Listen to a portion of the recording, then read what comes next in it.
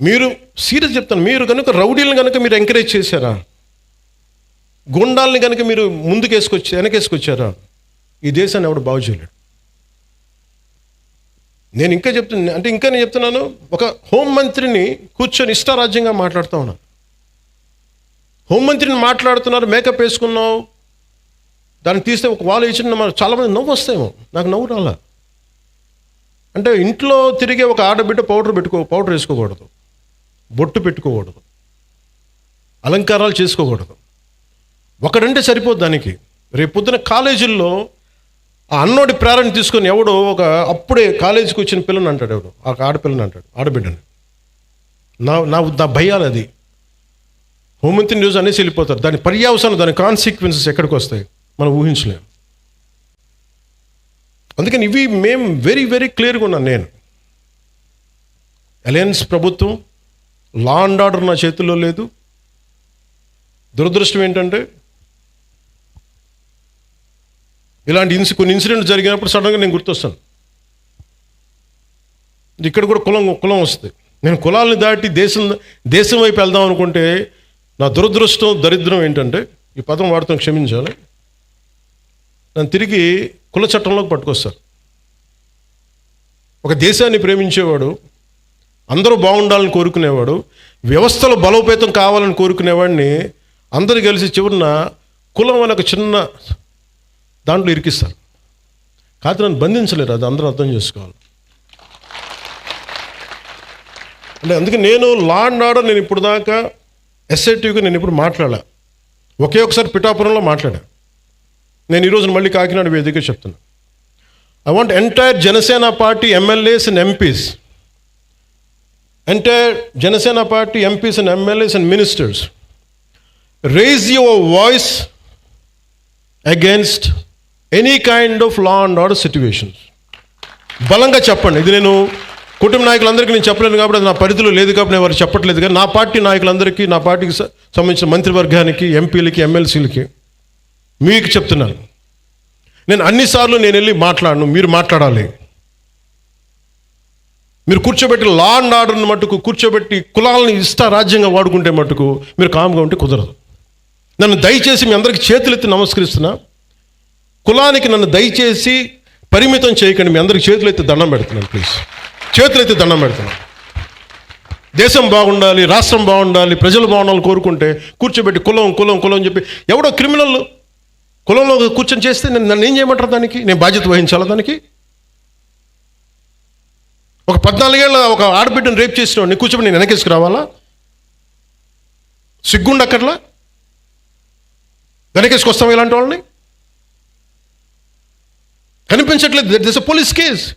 ఆ concern SI మీద, మనకి సిఐ మీద ఎవరిని వెళ్తాయి కేసులు. ఇలా మాట్లాడాలంటే ఆ చంపిన సదరు వ్యక్తులు కూడా అదే కులం వ్యక్తులను, ఆడబిడ్డలను పాటు చేశారు వీళ్ళు. అవి కూడా మాట్లాడాలి కదా. ఎమ్మెల్సీ అనంతబాబు కూర్చోబెట్టి అతను కాపు కొలుస్తాడంట. అతను ఒక దళిత డ్రైవర్ని చంపేశాడు. ఎంత గొప్పగా డిక్కీలో పెట్టి ఇంట్లో అప్పచెప్పి వచ్చాడు. దాని గురించి ఎవరు మాట్లాడరు. అప్పుడు కులాలు రావు. ఒక రౌడీ ఎలిమెంట్ చచ్చిపోతే దానికి నన్ను లాగుతారు. ఇంతమంది ఎమ్మెల్యేలు, ఇంతమంది ఎంపీలు ఉన్నారు, మీరు ఎవరు నోరు తెరవకపోతే నేను ఏం చేయని చెప్పండి మీ అందరికీ? నేను రానా రోజు? ఏం చేస్తున్నారు మీరందరూ? ఇబ్బందిగా ఉంటుంది నాకు. కాదు, నిజంగా మీరు లోపల నుంచి నమ్మాలి. రోడ్ల మీదకి వచ్చారు ఈరోజు జనం. 150, మనకి 100 ఇన్ని సీట్లు వచ్చి 164 సీట్లు వచ్చినాయంటే యువత రోడ్ల మీదకి వచ్చారు. ఒక్కొక్కరు ఎదుర్కొన్నారు వాళ్ళు. మీకు పౌరుషం లేకపోతే ఎట్లా? దయచేసి ఈ మాట అంటే ఆ కులం ఓట్లు పోతాయేమో, ఈ మాట అంటే ఆ కాపులు ఓట్లు పోతాయండి. ఎలా పోతాయండి కాపులు ఓట్లు? అంటే అలా కాదు. ఇప్పుడు కూర్చోబెట్టి ఎమ్మెల్సీ అనంతబాబు అనేవాడు కూర్చోబెట్టి మర్డర్ చేస్తే అది కాపులందరికీ చెడ్డ పేరా? మీరు చెప్పండి. మరి ఇలా కూర్చోబెట్టి ప్రతిదానికేనా అర్థం పర్థం లేకుండా కులం పట్టుకొస్తాడా? ఈ ఆంధ్రప్రదేశ్ కులం దరిద్రం వదిలితే తప్ప ఆంధ్రప్రదేశ్ బాగుపడదు. ఎంతకాలం పిల్లలు ఇక్కడ ఏమడుగుతున్నారు? భవిష్యత్తు అడుగుతున్నారు. మాకు ఉద్యోగాలు కావాలి, ఉపాధి అవకాశాలు కావాలంటే అవన్నీ ఆలోచించడం వదిలేశారు. ఆ కులం ఓట్లు, ఆ కులం ఎందుకు ఓట్లు పోతాయి? ఏ కులపు ఓట్లను ఎందుకు పోతాయి? మీరు సవ్యంగా పనిచేస్తే మనందరం ఓట్లు ఎందుకు పోతాయి? లా అండ్ ఆర్డర్ని కాపాడితే ఓట్లు పోతాయా?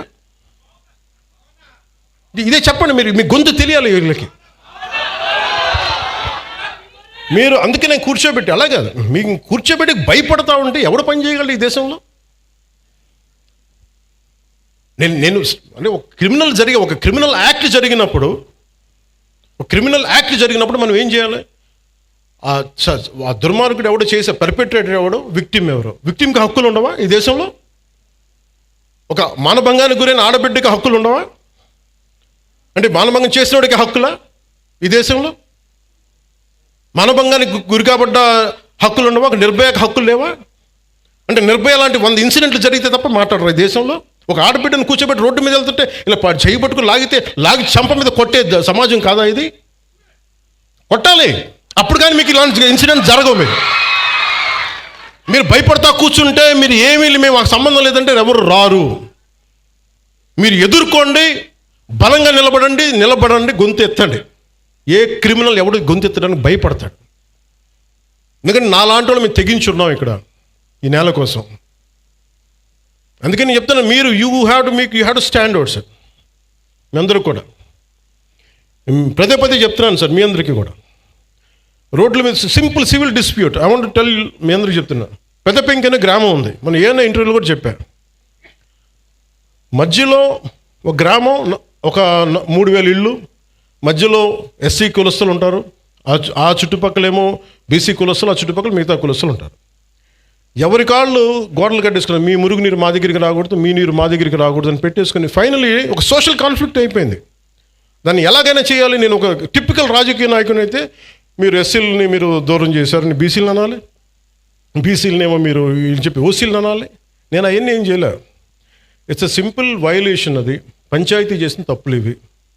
మీరు పంచాయతీలు కట్టినప్పుడు, మీరు లేఅవుట్స్ వేసినప్పుడు మీరు మురుగునీరు సౌకర్యాలు కల్పించాల. రోడ్ల మీదకి ఎన్క్రోచ్మెంట్ జరిగినాయి. విజయనగరం కలెక్టర్ గారితో కూర్చోబెట్టి it took me 2 months to break it and to find a solution. నేను కాస్ట్ గొడవలు పెట్టలా, కుల గొడవలు పెట్టలా, కులాల గురించి మాట్లాడాలా. It is simply administrative issue. అలాగే ఒకడు కూర్చోబెట్టి ఒక ఆడబిడ్డను చేస్తే వాడు ఏ కులం అయితే నాకెందుకంట?